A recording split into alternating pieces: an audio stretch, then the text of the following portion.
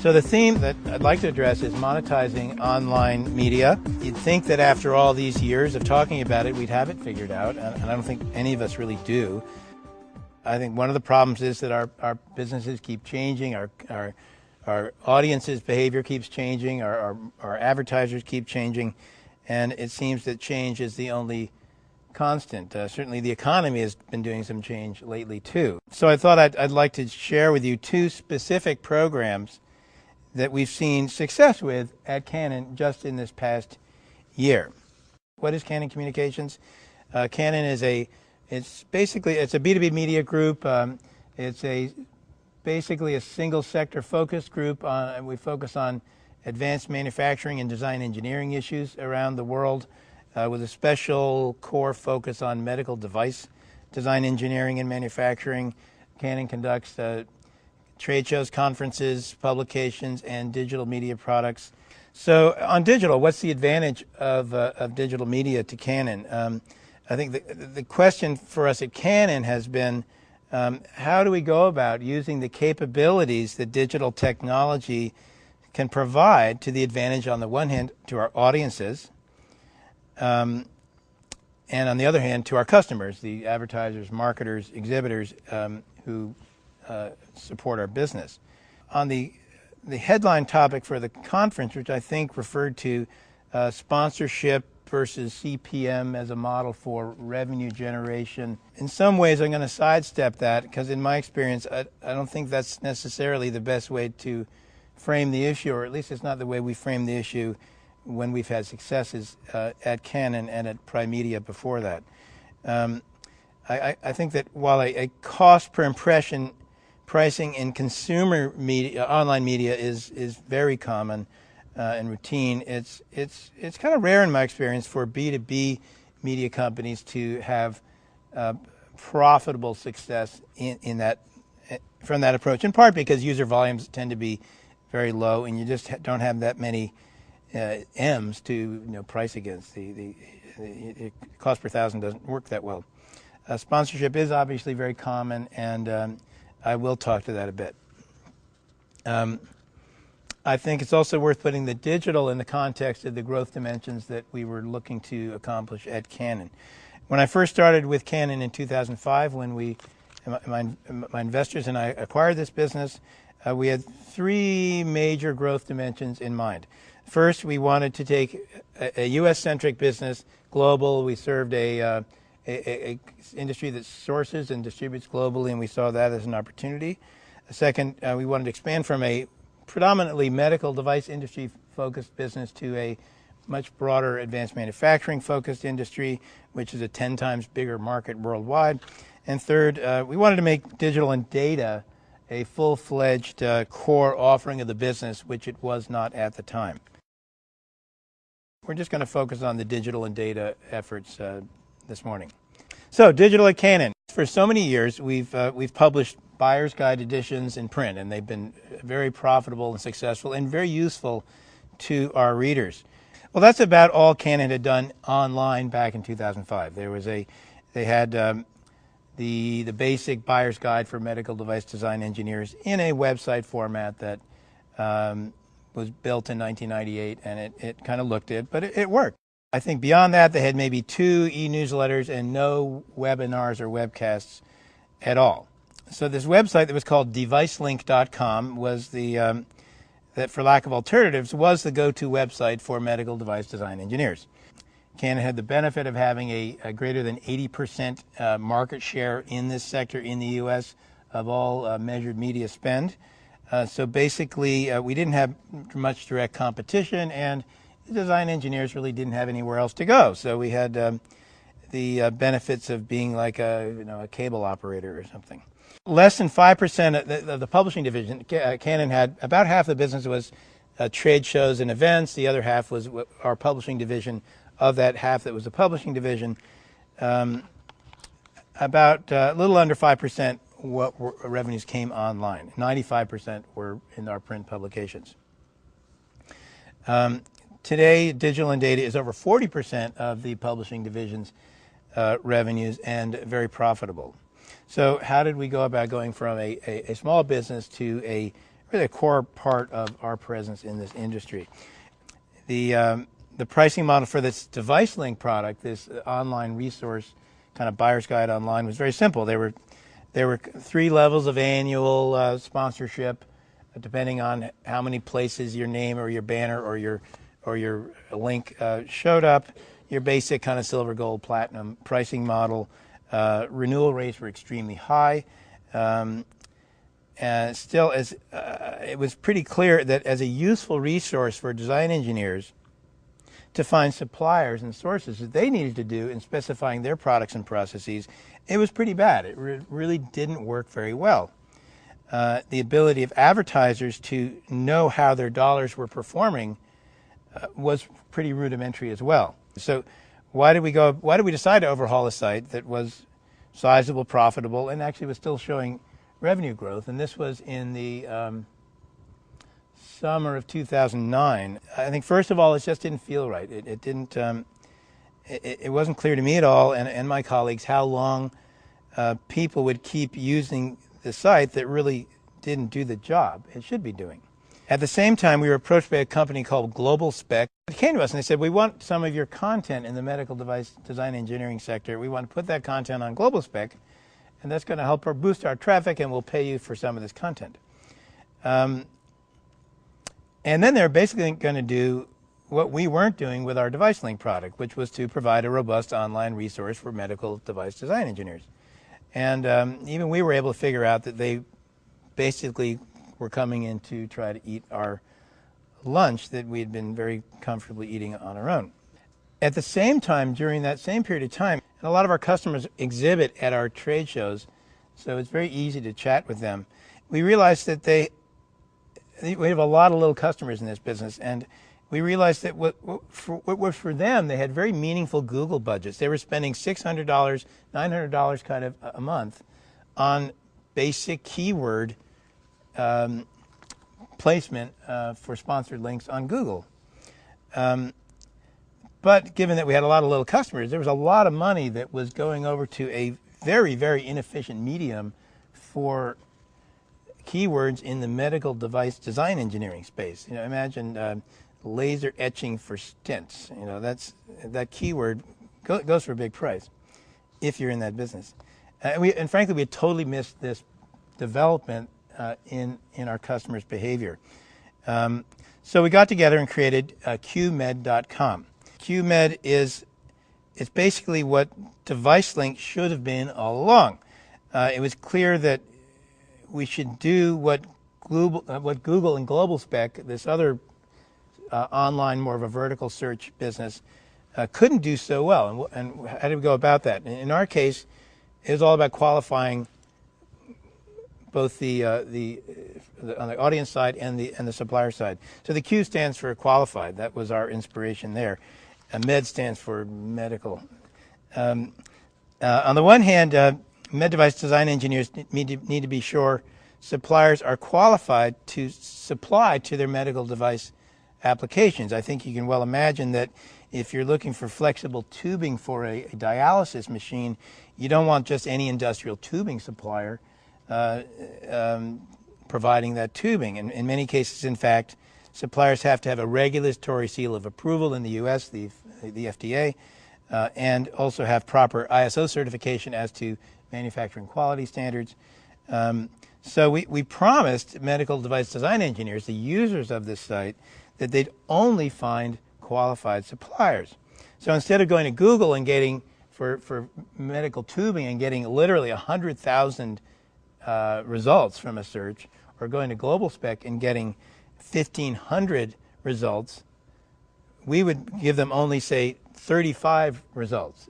But these 35 suppliers all were ISO certified, FDA approved, and had demonstrated a consistent presence in the market, reducing the risk to the design engineer in wasting time finding that he was working with the wrong supplier. So this was something that was important in this specific sector as we talked to our customers and our audiences. And we did a lot of audience research and customer research as we developed this. And on the flip side of the qualified coin was this, that it became clear to us that raw lead generation was kind of running its course, that a lot of online B2B media companies were getting better and better at generating a lot of leads. We found that a number of the marketing executives at our customers, their compensation was based on volume of traffic to their website, and it was really breaking down. There's too much volume coming in, and they couldn't give the leads to the sales force that could be acted upon. And so we kind of wanted to leap over the raw lead generation and go into qualified lead generation. What we mean by that is qualifying, scoring, and prioritizing the leads that we were providing through our media, through QMed in this case, so they'd be more actionable and, as a result, valuable to our customers. So through a variety of means, we developed ways to qualify leads. We basically then kept the same three-tiering advertising-based revenue model, but totally reinvented the service, and the almost 100% of the old customer base of DeviceLink transferred over to the new site at slightly higher price points. But we brought in about $1 million more business actually between the announcement and before the launch, pre-signed and prepaid $1 million from other participants in the industry who realized that this was going to be a place to be to capture good business. It was quite a hit. We announced this, that we're going to plan to do this in October of last year and launched it in March at our Stuttgart, Germany trade show, and it's going very well. And it was another important factor that we found here was that we positioned this to compete with our customers' search budgets, not their ad budgets. We marketed it as a more productive way to spend search rather than, well, if you don't want to buy a page anymore, why don't you put some money over here? And I think it was quite successful in that regard. I want to spend a little bit on a data element that we found very important in supporting our digital media business. And it's something that for lack of a better term, we called our master audience file. A database like the Canon master audience file, it could well enable you and make you able to provide real, unique, and non-commodity value to your advertisers and marketing partners, because I think advertisers really doesn't describe what marketers are looking to do anymore, and it may meaningfully enhance the competitive position of your business. So how many here today have magazine circulation files? How about digital audience files, e-newsletters, website registrants, registration files for conferences and events? At Canon, we've had all of these types of audience files for a long time. In fact, 3 years ago, we had something like 74 discrete files for a company that wasn't that large at the time. So why would a unified database matter? And I think it has to do with market focus. Canon is all about servicing the advanced manufacturing and design engineering market. That's all we do. And those audiences, whether they're electronics design engineers in California or hydraulic design engineers in Germany, there's a lot of similarities in the processes they go through in conducting their business and designing systems and products and their consumption of content. So, but because we just have that one focus, we have these engineers and managers who attend our trade shows, they read our magazines, they visit our websites, they get our newsletters, they attend our webcasts, and the information that we gather about the people from each of these sources added together was, in fact, quite distinct and in many cases very complementary. And it did seem to us back then, this is about 2.5 years ago, that there ought to be some kind of benefit to be able to see the entire engineering community in one comprehensive view. It wasn't exactly clear how we're going to make money doing this, but just somehow it seemed like a good idea. And since I was the CEO, I could say we're going to do it. And for those of you who've gone through the pain of mashing together distinct but very comparable databases into one database, you may have learned this is not a pretty process. But by doing this, we realized how much real basic crap existed in our audience files. A lot of bad data, a lot of same person at two different firms, the person had moved. But we finally went through the process, cleaned up and deduped, and had 700,000 unique names. across this industry, by far the most comprehensive unified database in the field, and we felt great about that. So fast forwarding to this year, this thing is really working. Just looking at some of the data, we have sources from 24 magazine files, 120 e-newsletter files, over 40 trade shows in 10 different countries, 30 webinar and virtual trade show registration files, many website registration files, our own medical device register, the leading directory product of basically who manufactures what kinds of medical devices, with some third-party data overlaid on these files, so that we have by far the most comprehensive, detailed database in the field. We have over 1.2 million total unique records at this point. They're kept very clean. And it's interesting breaking this down, this 1.2 million database. We have, in print, we have over 700,000 unique records, almost as many unique in digital media, and trade show has 360,000. So that if you do the math, the undeduplicated, we have 1.75 million records. So that unique, dedupes down to 1.2 million. Now that's also interesting because only about 30% of individual records show up in more than one medium. Here we are, we're the leading company in the world covering this one sector, and only 30% of the records we capture from more than one medium. So 70% of these names show up in only one of these media. We're capturing their attention in only one medium. This has dramatic significance for our marketing outreach to our customers. Frankly, they don't believe it. The publishers have been saying all along, we reach the market. The trade show guys have been saying we reach the market. In fact, they don't. You have to have a presence either across all of our media or using our master audience file sub-segmented to reach all the people you really want to reach in one sector. So that leads to the segmentation point that I brought up earlier. Here's one example, and this is one sub-sector of medical device manufacturing. The orthopedic sector is quite distinct, and it has its own particular dynamics. I'm sure you all have friends it's fairly routine now to get hip replacements and knee replacements. It's a highly innovative sector in bone management, I guess you'd call it. So we looked at our master audience file, and we had 6,267 names of orthopedic design engineers around the world. For our publishing dynamics, that's really too small a list for us to publish a weekly publication profitably to. It just wouldn't work with monthly magazine economics. However, using the master audience file, we identified in great detail the audience profile in orthopedic design and manufacturing. And we found the industry is concentrated around Zurich and Switzerland in Western Europe, and around central Indiana, of all places, in the United States. And so in the last 6 months, we launched 2 trade shows, one in central Indiana, the other in Zurich, Switzerland. And we developed Orthotech branded e-newsletters going to these 6,000 orthopedic design engineers around the world. So using these protocols against this 1.1 million email list, we're sending out 18 million e-newsletters per month. We have very healthy open rates, and we're not driving up opt-out rates. Last month, we took the next step. We launched something that we call the Canon Data Mine. This master audience file takes into account if any individual has read any of our e-newsletters, what they read, when they read it, how long they were on it.